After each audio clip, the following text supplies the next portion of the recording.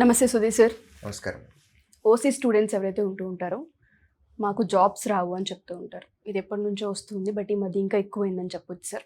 మాకు ర్యాంక్స్ ఉన్నప్పటికీ, మా దగ్గర నాలెడ్జ్ ఉన్నప్పటికీ కూడా మేము కొంచెం ఒక అడుగు వెనక్కే ఉంటాము అన్న పాయింట్ ఉంటుంది. మన సిసిలో కనుక చూస్తే ఈ క్యాలిక్యులేషన్ ఏ విధంగా ఉండే అవకాశం ఉంటుంది అంటారు? వీళ్ళకి కూడా అందరితో పాటు ఈక్వల్గా జాబ్ సినారియో ఉండే అవకాశం ఉంటుందా? ఒక కాలేజీలో సీటు గురించి మాట్లాడినప్పుడు అండి, బెస్ట్ ఎగ్జాంపుల్ ఇప్పుడు అంటే నీట్ గురించి కొంచెం ట్రెండింగ్లో ఉంది కాబట్టి, జనరల్ కేటగిరీలో వచ్చిన ర్యాంక్ కంటే, అంటే ఫర్ ఎగ్జాంపుల్ ఒక జస్ట్ నంబర్ తీసుకుంటున్నాను, 400 ర్యాంక్ వచ్చిన ఓసీ కేటగిరీ స్టూడెంట్కి సీట్ రాలేదు, కానీ 600 ర్యాంక్ వచ్చినటువంటి వేరే కేటగిరీ స్టూడెంట్కి అదే కాలేజీలో సీట్ వచ్చింది అని అంటారు, రైట్? ఇవి ఒక కాలేజీలో అడ్మిషన్స్ గురించి మాట్లాడినప్పుడు ఇట్లాంటివి జరగచ్చేమో, కానీ ఒక కాంపిటేటివ్ ఎగ్జామ్ రాసి ఉద్యోగం తెచ్చుకోవాలి అని అనుకున్నప్పుడు ఇది అసలు కరెక్ట్ కాదండి. ఓకే. పేరెంట్స్ దగ్గర నుంచి కూడా నేను ఈ మాటలు చాలా ఎక్కువగా వింటూ ఉంటాను. ఎవరన్నా స్టూడెంట్స్ పేరెంట్స్తో పాటు వచ్చినప్పుడు, ఏమండి మేము జనరల్ కేటగిరీ అండి, ఓసీ అండి, మాకు ఉద్యోగాలు వస్తాయా, మా పిల్లలకి వస్తాయా, ఇట్లాంటివి మాట్లాడుతూ ఉంటారు. కాంపిటేటివ్ ఎగ్జామ్కి ప్రిపేర్ అయ్యే స్టూడెంట్లో అస్సలు ఓసీ నేను జనరల్ కేటగిరీ నాకు ఉద్యోగం వస్తుందా రాదా, ఇదంతా ఒక మిత్ అండి. నల్లపిల్లి ఎదురైతే మంచి జరగదు అని అంటారు, ఓసీ వాళ్ళకు ఉద్యోగాలు రావు అని అంటారు. రెండు ఒకటే నా దృష్టిలో. ఇవి మూఢనమ్మకాలు అంతే. మీరు నోటిఫికేషన్ రిలీజ్ అయినప్పుడు ఎన్ని వేకెన్సీస్ అనేది మీకు ముందే చెప్తున్నారు. 10,000 వేకెన్సీలు, రైట్? మనకి ఇండిపెండెన్స్ వచ్చిన దగ్గర నుంచి మనకి కాన్స్టిట్యూషనల్ రైట్స్లో కొన్ని రిజర్వేషన్స్ ఉన్నాయి. You have to accept it. Category వైజ్గా రిజర్వేషన్స్ తీసేసినప్పుడు ఎలా అయితే టేబుల్ మెన్షన్ చేసి చెప్తున్నారో నోటిఫికేషన్లో, జనరల్ కేటగిరీ వాళ్ళకి ఎన్ని పోస్టులు అనేది కూడా మెన్షన్ చేస్తున్నారు. మీరు అది ఎందుకు చూడట్లేదు? అన్రిజర్వ్డ్ కేటగిరీకి 5,000 పోస్టులను అక్కడ మెన్షన్ చేస్తున్నారు అవుట్ ఆఫ్ 10,000. ఓబీసీ కేటగిరీకి ఇన్ని, ఎస్సీ ఎస్టీ కేటగిరీకి, ఎస్టీ కేటగిరీకి ఇన్ని, ఎస్సీకి ఇన్ని, ఫిజికల్లీ ఛాలెంజ్డ్కి ఇన్ని, ఎక్స్ సర్వీస్ మెన్కి ఇన్ని, ఇలా మనకి షెడ్యూల్ లాగా టేబుల్ వేసిస్తున్నారు. అందులో జనరల్ కేటగిరీ వాళ్ళకి పోస్టులు ఉన్నాయి. ఇక్కడ ఈ మాట మాట్లాడినప్పుడు అప్వర్డ్ రిజర్వేషన్ కూడా ఉంది కదా అని అంటారు. ఎస్, అప్వర్డ్ రిజర్వేషన్ ఉంది. అంటే వేరే కేటగిరీ పిల్లల్లో merit marks general category student యొక్క కట్ ఆఫ్ మార్క్ తెచ్చుకుంటే జనరల్ కేటగిరీలో ఉన్న పోస్టే అలాట్ అవుతుంది.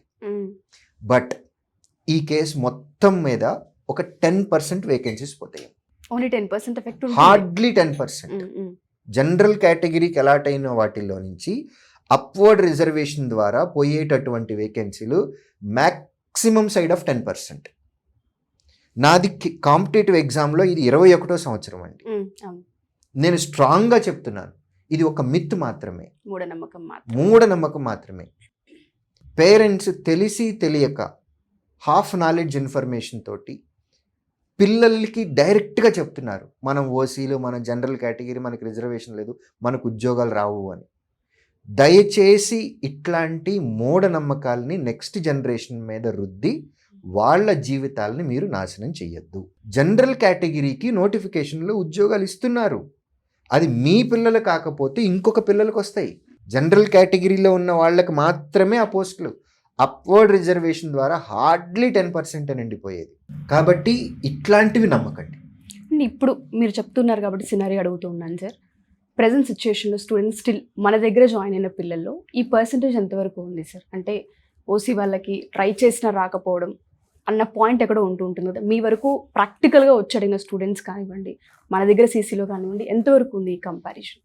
ఇప్పుడు నేను ఇంకొక ఫ్యాక్ట్ కూడా చెప్తాను, ఇది హార్డ్ ఫ్యాక్ట్. జనరల్ కేటగిరీలో వాళ్ళకి ఉద్యోగాలు తెచ్చుకోవటానికి కట్ ఆఫ్ మార్క్ ఎక్కువ ఉంటుంది, కట్ ఆఫ్ ఎక్కువ ఉంటుంది.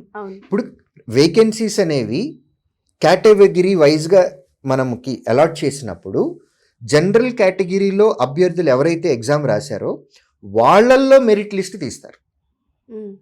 కాబట్టి ఇక్కడ కట్ ఆఫ్ మార్క్ ఎక్కువ ఉంటుంది. ఓబీసీ రిజర్వేషన్, దానికి కూడా వేకెన్సీస్ ఉన్నాయి. ఓబీసీ రిజర్వేషన్కి అప్లై చేసినటువంటి స్టూడెంట్స్లో మెరిట్ మార్క్స్ తీస్తారు. సో ఇన్ జనరల్ మనం అన్నీ కంపేర్ చేసుకున్నట్లయితే ప్రతిసారి కూడా జనరల్ కేటగిరీకి, ఓబీసీకి, ఈ రెండిటికి కూడా కట్ ఆఫ్ మార్క్ ఎక్కువ ఉంటుంది మిగిలిన వాటితోటి కంపేర్ చేస్తే. OBC and general category very close, రెండిటికి చాలా క్లోజ్ ఉంటుంది. బట్ 1 మార్కో లేదా 2 మార్కులు జనరల్ కేటగిరీకి ఎక్కువ ఉంటుంది. సో ఉద్యోగం తెచ్చుకోవటానికి కొంచెం ఎక్కువ కష్టపడాలి. కష్టపడాలి. ఇప్పుడు మనం ఎప్పుడు కంపారిజన్ చేసుకునేటప్పుడు ఒక పక్కన ఉన్నటువంటి మన ఫ్రెండ్ తోటి ఇంకొక మనిషితోట కంపేర్ చేసుకుంటాం. నాకు 60 మార్కులు వచ్చినాయి, వాళ్ళకి 60 మార్కులు వచ్చినాయి, కానీ నాకు ఉద్యోగం రాలేదు, వాళ్ళకి వాళ్ళకి వచ్చింది. వచ్చింది. ఎస్. నాకు 60 మార్కులు వచ్చినాయి, వాళ్ళకి 59 మార్కులు వచ్చినాయి. తక్కువ మార్కులు వచ్చినా కానీ వాళ్ళకే ఉద్యోగం వచ్చింది. ఎగ్జాక్ట్లీ ఈ పాయింట్ ఎక్కువ ఉంటుంది. ఈ కట్ ఆఫ్ మార్క్ అనేది జనరల్ కేటగిరీలో ఎక్కువ ఉంటుంది. ఏమండి, రిజర్వేషన్ సిస్టమ్ అనేది తరతరాల నుంచి వస్తున్నటువంటిది. దీన్ని మనం మార్చలేము. మార్చలేము. పర్సెప్షన్ మార్చుకోవాలి. మనం చూసేటటువంటి పర్సెప్షన్ మార్చుకోవాలి. నేను జనరల్ కేటగిరీ స్టూడెంట్ని. నేను నాతో ఉన్నటువంటి రిజర్వేషన్ కలిగినటువంటి స్టూడెంట్స్ నేను చూసేటప్పుడు నేను ఎలా చూస్తాను అని అంటే, ఇద్దరం ఒకే ఎగ్జామ్ రాస్తున్నాము, బట్ నేను నా లైఫ్లో నేను కూడా చాలా రిజర్వేషన్స్ అనుభవించాననే ఫీల్ అవుతాను. ఎలాగో చెప్తా.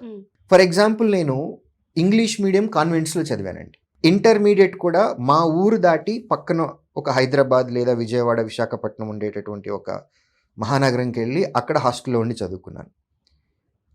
గ్రాడ్యుయేషన్ కూడా ఒక మంచి యూనివర్సిటీలోనో ఒక మంచి కాలేజీలోనే చేశాను. నాతో పాటు పక్కన ఉన్నటువంటి రిజర్వేషన్ కలిగి ఉన్నటువంటి స్టూడెంట్ ఉన్నాడు కదా, ఆ స్టూడెంట్ కూడా నాలాగా అన్ని ఫెసిలిటీస్ చదివాడా అతనికి? అక్కడ రాలేదు కదా. వాళ్ళకంటే బెటర్గా నేను మంచి మంచి స్కూల్స్, కాలేజెస్లో చదివాను కదా. అలాంటప్పుడు నా స్టాండర్డ్ వాళ్ళకంటే ఎక్కువ ఉండాలి కదా. సో వాళ్ళకు ఉద్యోగం రావాలి అని అంటే నాకెన్ని వచ్చినాయో వాళ్ళకు కూడా అన్నీ వచ్చి ఉండాలి, అప్పుడే వాళ్ళకి ఉద్యోగం ఇవ్వాలి అనటంలో ఎంత కరెక్ట్ ఉంది? సో మనం పెరిగినటువంటిది, మనం నేర్చుకున్నటువంటిది స్టాండర్డ్స్ డిఫరెన్సెస్ ఉన్నాయి కాబట్టి కేటగిరీ వైజ్గా కూడా కట్ ఆఫ్ మార్క్ అనేది తక్కువ ఎక్కువ ఉండటం సహజం. అది SC category, ST category, OBC category, physically challenged, ex service men అని ఇట్లా రకరకాల కేటగిరీస్ ఉన్నాయి మనకి, అవునా? ఎక్స్ సర్వీస్ మెన్ వారు 15 సంవత్సరాలు, 18 సంవత్సరాలు, 20 సంవత్సరాలు దేశానికి సేవ చేసి ఆ తర్వాత 20 ఏళ్ల తర్వాత మళ్ళీ చదవటం మొదలుపెట్టారు. ఇప్పుడు వాళ్ళకు కూడా నాకు వచ్చినన్ని మార్కులు రావాలి, అప్పుడే నాకు ఇచ్చే పోస్ట్ వాళ్ళకి ఇవ్వాలి అని అంటే ఎంతవరకు ధర్మం ఉంది? అట్లా రిజర్వేషన్లో ఉన్నటువంటివన్నీ కూడా కట్ ఆఫ్ మార్కులు ఎక్కువ తక్కువ ఉంటాయండి. ఇది మాట్లాడటం మొదలు పెడితే ఇది చాలా పెద్ద డిబేట్. దానిలో ఉన్న పాజిటివ్ సెన్సే తీసుకుందాం, నెగిటివిటీ వద్దు. హార్షెస్గా మనం రియాక్ట్ అవ్వటం మానేద్దాం. Reservation system we have to accept.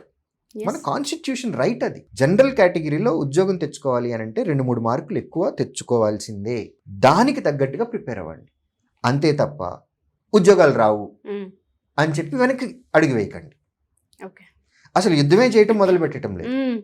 అవును, అసలు ప్రయత్నమే చేయము, ప్రయత్నమే చేయడం లేదు. ప్రతి human is born with some special character. ప్రతి ఒక్కళ్ళకి కూడా ఒక ఐడెంటిటీ ఉందండి.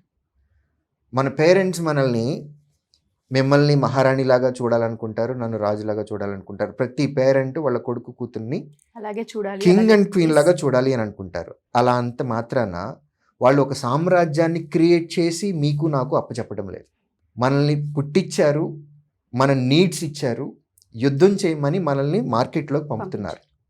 మనం యుద్ధం చేసి మన సామ్రాజ్యాన్ని మనం క్రియేట్ చేసుకొని కింగ్ అవ్వాలి, క్వీన్ అవ్వాలి. పేరెంటే రెడీ చేసి మనకి ఇవ్వడండి, మనం యుద్ధం చేయాలి ఇప్పుడు. సో ప్రయత్న లోపం లేకుండా రియాలిటీని అర్థం చేసుకొని 4 మార్కులు ఎక్కువ ఎలా తెచ్చుకోవాలి అనే దాని మీద ఫోకస్ పెట్టి ఆ ప్రయత్నం చేస్తే మంచిది. తప్పకుండా సార్.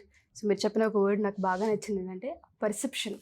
చూసే విధానాన్ని కనుక మనం మార్చగలిగితే, సినారియోని కనుక అర్థం చేసుకోగలిగితే, మేబీ కొంచెం కష్టపడడంలో స్టూడెంట్స్ ఎక్కడ వెనక్కి తగ్గరు.